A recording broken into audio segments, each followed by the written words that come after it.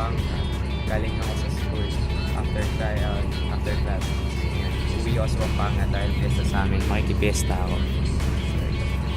Dito pa ako sa bus. Yun, hindi naman traffic kasi hindi pa naman ang biyahe ngayon. Today is Tuesday. Bukas wala akong pasok kaya makakauwi ako ng Pampanga. So, hindi pa puno yung bus kaya medyo masilay pa. Ito yung bag ko, siniksik ko lahat. Notebook, gamit, tsaka yung ginamit ko pang tryout. Dapat papasyal kami ng Quiapo nila Joshua pero hindi natuloy dahil may tryout siya na sa ML tournament sa NPC. Kaya dyan, biyahe muna tayo. So bago ako makalimutan, subscribe to my channel, thanks ko na flash and don't forget to like this video. So sabi ko nga kanina, makikinig yung Pampanga pero bukas bago tayo bumalik ng Manila, mag-ride ako papunta ng Candaba property. Papasyalan natin yung park airplane. Dadaanan natin yung Candaba Swamp. Tapos konting kabukiran. Touch ng lahat. So yun.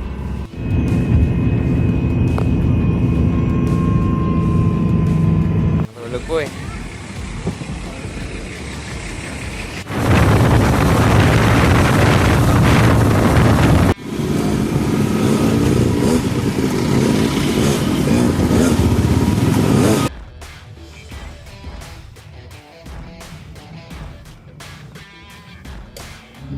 So yung mga katrangko, sakto lang, kakarating natin, di tayo inabot ng gabi sa daan. Inabot natin yung fiesta pero ngayon, hindi ganun katao yung fiesta ngayon dahil araw ng pasok kasi Tuesday ngayon. Yung mga tiga Manila hindi sila nakauwi. So yung mga tiga bare-bare lang yung bisita. So, lang.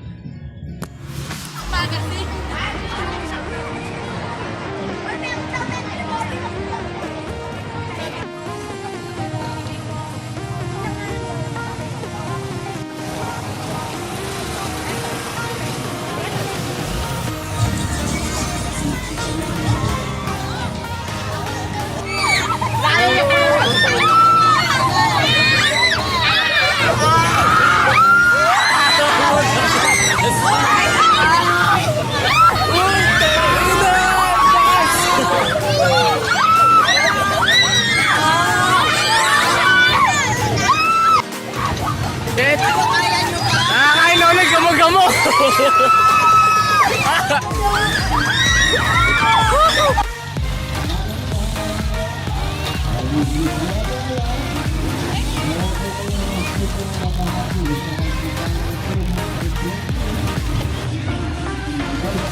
Nakahilo ka? Nakahilo? 10,000. May panalo, libre.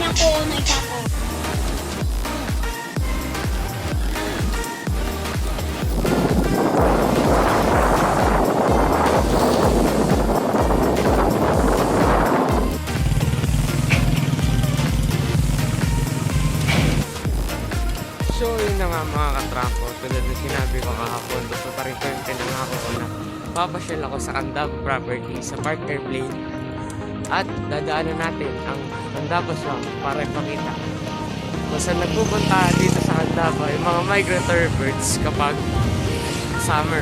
So ito, umaga ako man sa bahay, napasarap yung fiesta kagabi. Kasi sinamahan ko yung mga pinsang ko sa Feria. Medyo inantok din ako doon kasi alas 12 na kami nakauwi. Ito yung gamit kong bike ngayon. Ito yung earth pack ng tatay ko. Aluminum frame. Yung ginagamit niya pang buhit ngayon. Simula nung hindi na siya nag-ride. Yan, lapit na tayo.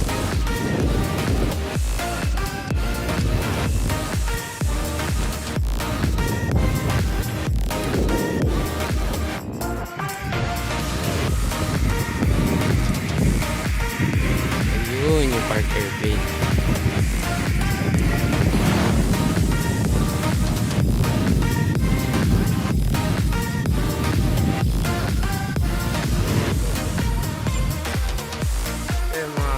Narating na tayo. Ito yung airplane. Dati, dalawa yan. Isa dito sa Pacific. Tapos yung isa, Air Asia ata yung pagkakatanda ko dun. So, papakita ko na lang yung dati na picturean ko na. So, ito yung pakpak nyo. Nabayan, dalawa. Mapapansin nyo, isa, dalawa. No, apat. O, apat yung pakpak. Sakto lang pala. Yung sabi ko, bobo ko talaga. So, inalis na yung ibang pyesa. Wala na yung nakatambak dito dati. Pero dati maganda din dito. Ayun. Meron din napapastol ng itik dito. Dinaan natin. Yun yung bundok arayat. Mga susunod ko na siguro yung content yan. Pupunta ako. Flashing time na yan. Kasi mabilis lang ako. Nag-ride lang ako saglit. Pampapawis lang. So simula sa amin, siguro mga ilang kilometro lang din to. Para lang din ako nagmuwa. So kung nandun ako sa Manila. Yun lang, share ko lang. Mas para si Papa. Yun, may lugawan din dito kung gusto niyo pumasyal. Yun, sa harap ng aeroplano. Lamig. Yun. Nadaanan lang natin yung daanan papunta doon sa Candaba Swamp. Kasi hindi ko siya mapupuntahan ngayon kasi gitna siya ng bukid. So, dadaanan na lang natin. Papakita ko sa'yo. By the way, dun sa Candaba Swamp, taon-taon dun ginaganap yung ibon-ebon. So, saan yung mga migratory birds dumadayo dun. Ewan ko bakit. Kasi bigla na lang namin natagpan yun dun sa lugar na yun. Maraming mga iba't ibang ibon na pumupunta dun. Taon-taon. So, yun. Yung ibig sabihin ng ibon-ebon, literally yung ibon, bird, yung ebon sa Pampangan, itlog. Hindi ko lang ba't yung tinawag nila. So, yun lang. Suwa ko ng suwa. Yun. Hindi man lamig-lamig. Tara, adjust na ulit tayo. Uwi na ako. So, mga maaaring magtanong kung bakit merong plano dito sa National Road dito sa Candaba. Sabi nila, inabando na daw lang talaga to dito. So, galing pa daw siya ng Manila at binyahe lang daw. Nabasa ko lang yun sa isang vlog eh. Na comment sa isang vlog. Nag-vlog na rin kasi dito. Sabi nila, pinarte-parte, tapos dito na lang din tinambak. Dito lang kasi maluwag lang din. Free lang din naman dito. Hindi naman kayo madami sa habitat. Parada nyo lang.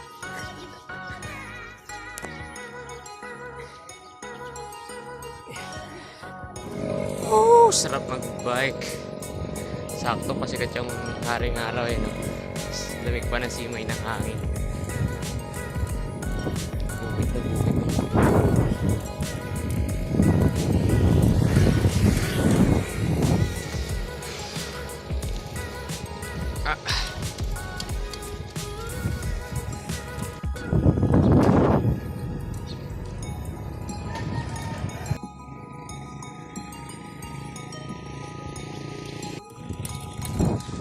So yun mga katrangko, hanggang dito na lang. Maraming salamat sa panonood kung may manonood man. So yun na yung pinakita ko isang daan papunta dun sa Candaba Swamp. Hindi ko muna siya susubukan kasi alanganin yung gulong ola on dalang patch kit. Baka ma-puncture, sayang naman. Maglalakad ako po uwi. So yun, hanggang dito na lang. Maraming salamat sa panonood. More rides to come. Ride safe katrangko.